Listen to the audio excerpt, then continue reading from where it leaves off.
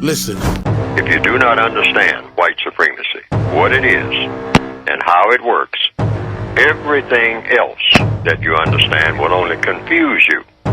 Now, sometimes people say, well, you mean everything that I understand will confuse me if I don't understand racism?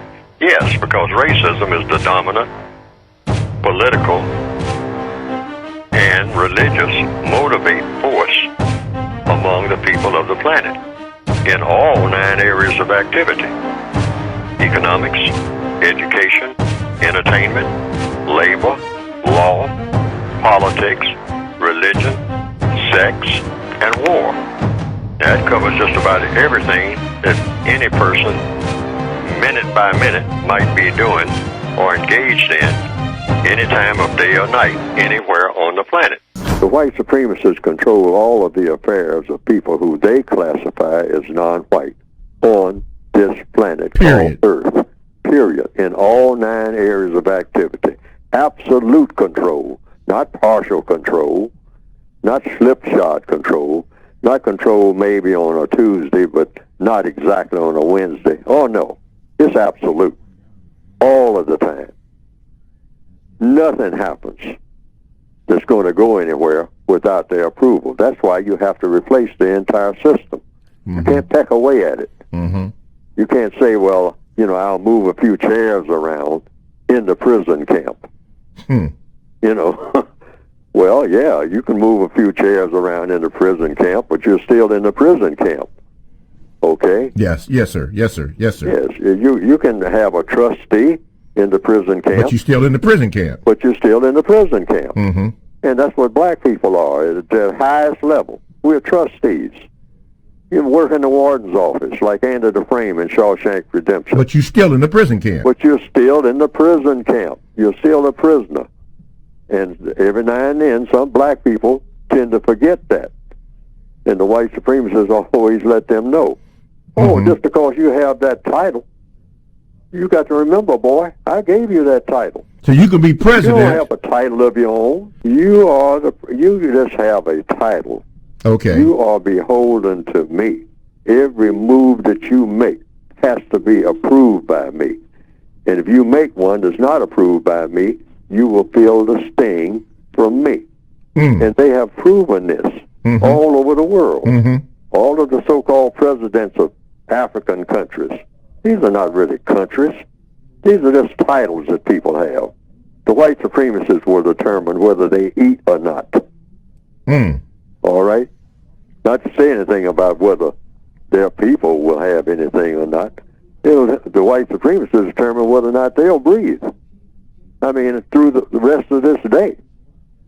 Pick any, non-white person on the planet and say what their title is and how much of a big army they have and all like that. And the white supremacist says, yeah, I don't care who he or she is. If they are classified as non-white, they can have a sudden heart attack and don't know how it happened. But I know how it happened because I did it. We know how to do things. We know how to eliminate people. I don't care how many guards they got. We control the air that people breathe. All right? Put that in your pipe and smoke it, boy.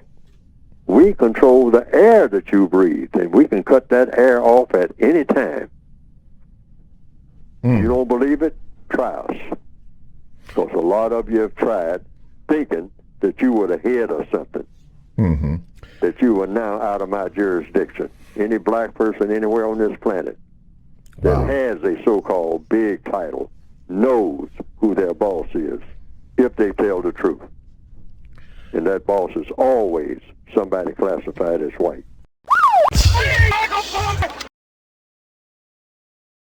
I ain't no black. They are supreme. I didn't say better. Supreme just means, hey, they can tell you what to do and you can't tell them. That makes them supreme. That's what white supremacy means. They can tell you what to do, but you can't tell them. You can't make them do nothing. And they'll challenge you if they, of course we usually don't challenge them.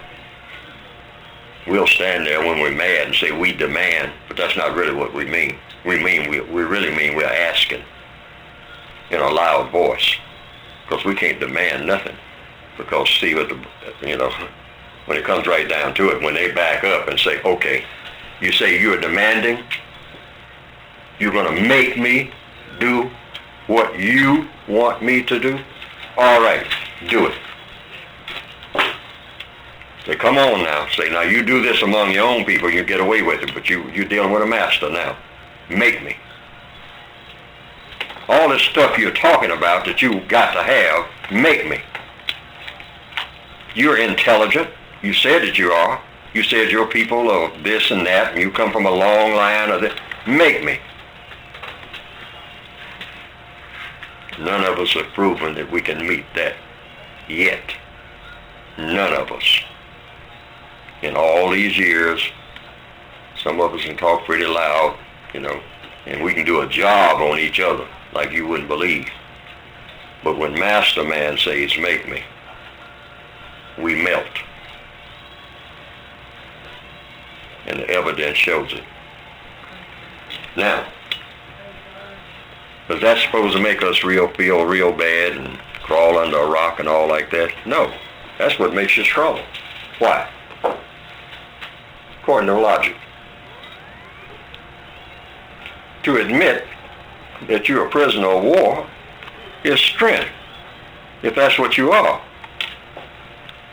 That's the first step toward not being a prisoner. Realize that you are one. But see, black males in particular, we like to flex our muscles. Boy, do we ever like to act like we are really men.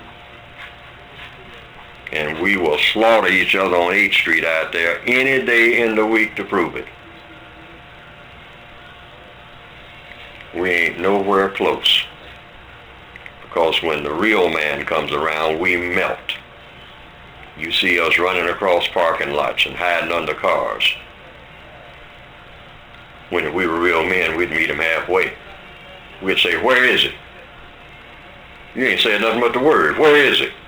Point to which way he's coming from. All right? No. Oh, yes. That's why as I become aware of things, because the white supremacists are always coming up with something, some refined way of practicing white supremacy. Once you get something started, you keep trying to improve it. That's whether you're making an airplane or a motor car or a lawnmower or a telephone. I mean, improvements have been made. So the white supremacists understand that universal principle. Once you get something going, you start looking at it and double-checking it and whatnot and say, I wonder if I can improve this.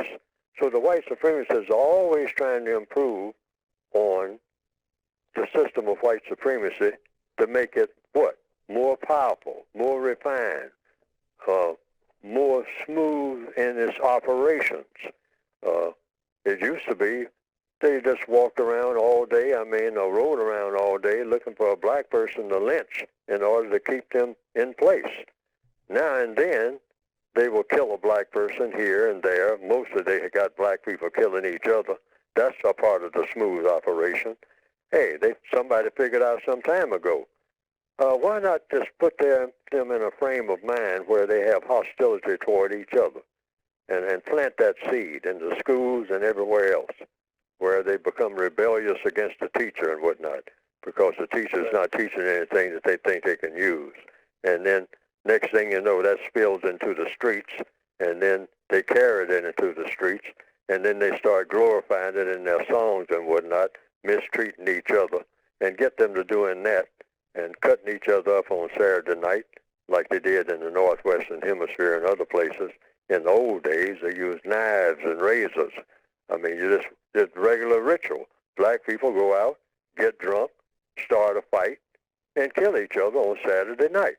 And then back to the mines, back to the plantations, back to the farms and whatnot, back to the factories on Monday, okay? And a lot of songs reflected that. And actually, some of them kind of urged it on, like this is part of black culture. That's what we do. Saturday night is get drunk and kill each other night, okay?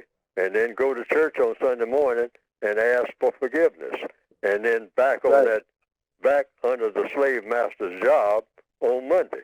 That was the sequence. Mm-hmm. And so the white supremacists thought of doing all this. Why? Because, hey, they don't let anything happen that they're not orchestrating one way or another or steering it. That's the way the system, the prison system of white supremacy works. Yes. So that's just it. They refine it as they go along. Now, some people have said they've seen some cartoons of my work on the internet that have been presented, and that it pretty well embellishes what I have been trying to say in my textbooks.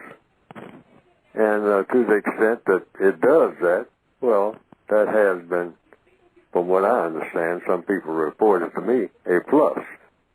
Because they didn't understand what I had written very well, but when they saw those cartoons that just repeated what I was saying and attaching my name to it, and came right out of the book, the material did, they say that they better understood it. And I can understand that because people are kind of visual, particularly in the year 2021 now, more visual than ever.